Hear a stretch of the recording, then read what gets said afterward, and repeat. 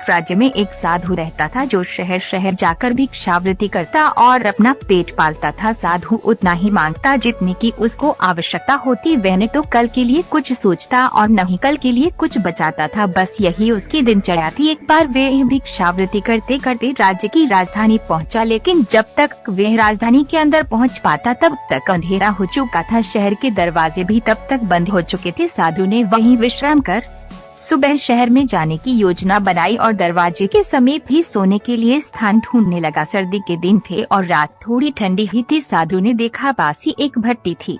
भट्टी में अभी भी गर्माहट थी। साधु ने भट्टी के समीप ही सोने का विचार किया। साधु ने अपना बिछोना बिछाया और भट्टी के समीप ही सो गया। महल के दरवाजे के समीप ही राजा का महल था। सुबह सूरज की पहली किरण के साथ राजा की नींद खुली और उन्होंने अपनी रानी से पूछा, कहो रात कैसी रही? उधर भट्टी में सोए साधु की नींद राजा की आवाज से खुल गई। राजा का प्रश्न सुन साधु ने जवाब दिया, कुछ आप जैसी और कुछ आपसे अच्छी। राजा के कानों में जैसे ही साधु की आवाज पड़ी वे बड़े ही आश्चर्यचकित हुए। उन्होंने महल की बैल्कनी से बाहर देखा लेकिन उन्हें कोई नजर न आया। उन्होंने वही सवाल फिर दोहराया, कहो रात कैसी बीती? साधु के कानों में जैसे ही राजा के शब्द पड़े वह फिर बोला, कुछ आप जैसी और कुछ आप से अच्छी।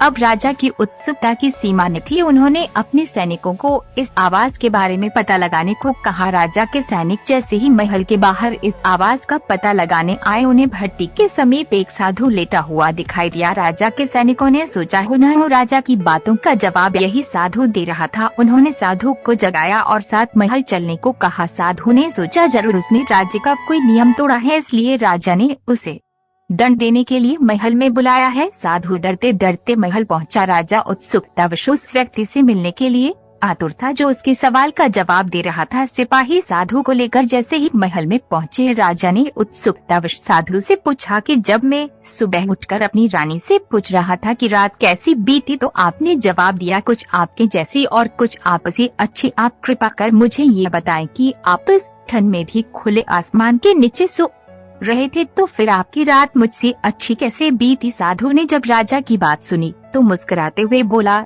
महाराज क्षमा करें लेकिन मैंने जो भी कहा बिल्कुल सत्य कहा है, क्योंकि जब आपको महल में नींद लगी तो आपको भी नहीं ज्ञात था कि आप महल में सो रहे हैं। ठीक वैसे ही मुझे भी नींद लगने के बाद यह ज्ञात नहीं रहा कि मैं खुले आसमान के बाहर सो रहा हूँ। और रही आपसे अच्छी रात बीतने का सवाल तो महाराज आपको सुबह उठने के बाद अपने राज्य और परिजनों की चिंता सताने लगी, लेकिन मैं तो फकीर हूँ, मुझे तो कोई चिंता ही नहीं, इसलिए मेरी रात आपसे अच्छी बीती। इसीलिए कहा गया है चाह गई चिंता मिठी मनुआ बेपरवाह, जिनको कछू न चाहिए सो सहन किस। दोस्तों अगर आपको हमारी ये कहानी पसंद आई हो तो वीडियो को लाइक शेयर और चैनल को सब्सक्राइब करें और कमेंट कर हमें जरूर बताएं आपको कहानी कैसी लगी। फिर मिलते हैं एक और इंटरेस्टिंग कहानी के साथ, तब तक आप चैनल में मौजूद और कहानियों को सुनिए। धन्यवाद।